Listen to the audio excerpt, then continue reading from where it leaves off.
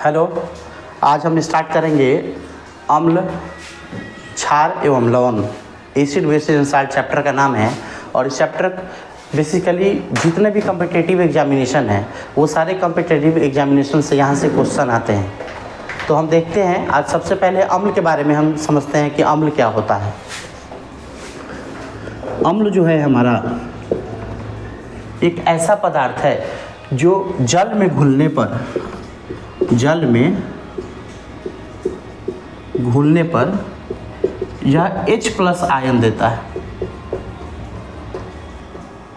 क्या देता है? H+ आयन देता है। ठीक है, और यही H+ आयन जो है ये वाटर के साथ मतलब पानी के साथ मिलके यह क्या बनाता है? H3O+, मतलब इसको हम हाइड्रोनियम आयन के नाम से जानते हैं। हाइड्रोनियम आयन के नाम से जानते हैं। तो जितना भी अम्ल है पानी में घुलने पे वो क्या देगा? H+ आयन देगा। इस चीज़ को हम समझेंगे। जैसे हम सल्फ्यूरिक एसिड ले लेते हैं, तो ये सल्फ्यूरिक एसिड को जब हम वाटर में घुलाते हैं तो ये क्या देता है? 2H+ + SO4 2- ion. ठीक है, दूसरी एसिड के बारे में देखते हैं, नाइट्रिक एसिड के बारे में देखते हैं।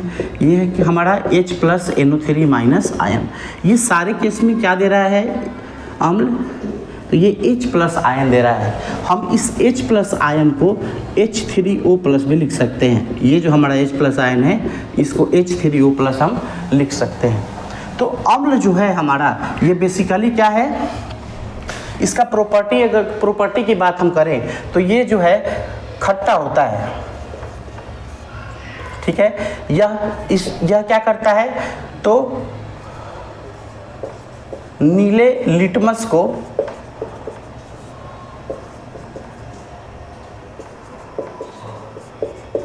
लाल रंग में बदल देता है। ठीक है, फिर अम्ल की बात करें तो ये जो है विद्युत का सुचालक होता है। विद्युत का सुचालक होता है। अब यह विद्युत का सुचालक कैसे होता है?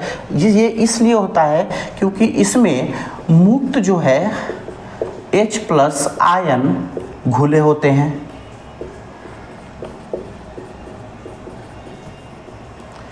यह विद्युत का सुचालक इसलिए होता है अम्ल, क्योंकि इस अम्ल में जो है वो क्या होता है? मुक्त H+ आयन घुले होते हैं जो इलेक्ट्रिसिटी कंडक्ट करने के लिए सफिशिएंट होते हैं। ठीक है, अब हम बात करते हैं कुछ ऐसे एसिड के बारे में, जो हम एसिड के सोर्स के बारे में हम बात करते हैं यहाँ पे। तो सोर्स के बेसिस पे एसिड जो है दो टाइप का होता है। सोर्स के बेसिस पे एसिड जो है हमारा यह दो टाइप का होता है। पहला होता है हमारा कार्बनिक, जिसे हम ऑर्गेनिक के नाम से जानते हैं, और दूसरा हमारा होता है अकार्बनिक, जिसे इनऑर्गेनिक के नाम से जानते हैं। अब कार्बनिक एसिड और अकार्बनिक एसिड क्या होता है? तो जितने भी एडिबल एसिड हैं, एडिबल जो भी खाने योग्य एसिड है, खाने योग्य जो एसिड है हमारा, वो सभी एसिड हमारा क्या होगा? कार्बनिक होगा। और ये कार्बनिक जो है एसिड हमको कहाँ से मिलेगा? पेड़ पौधों से या जानवरों से। ठीक है, और ये इनऑर्गेनिक जो है ये हमको कहाँ से मिलेगा? तो खनिज के रूप में मिलेगा। ठीक है, या मानव निर्मित भी होता है। ये हम लेबोरेटरी में इसको हम प्रिपेयर कर सकते हैं। तो कार्बनिक एसिड में एडिबल एसिड जो होता है हमारा, इसका हम एग्जाम्पल कुछ देखते हैं। जैसे कि जो हमारा सेब होता है, तो सेब में कौन सा एसिड होता है? मैलिक एसिड होता है, मैलिक अम्ल होता है हमारा। ठीक है, फिर आता है हमारा इमली। इमली जो होता है इसमें कौन सा एसिड होता है? इसमें होता है हमारा टार्टेरिक एसिड, टार्टेरिक एसिड। फिर आता है हमारा दूध या दही। जब ये दूध खट्टा हो जाए उस समय दूध या दही में क्या होता है? तो लैक्टिक एसिड पाया जाता है, लैक्टिक अम्ल होता है। ठीक है। फिर बात करें कि हमारा जो सिरका होता है, यह सिरका में कौन सा अम्ल होता है? तो एसिटिक एसिड होता है, जिसे हम इथेनोइक एसिड के नाम से जानते हैं, इथेनोइक अम्ल के नाम से भी जानते हैं, ठीक है। फिर आता है हमारा जो चींटी होता है,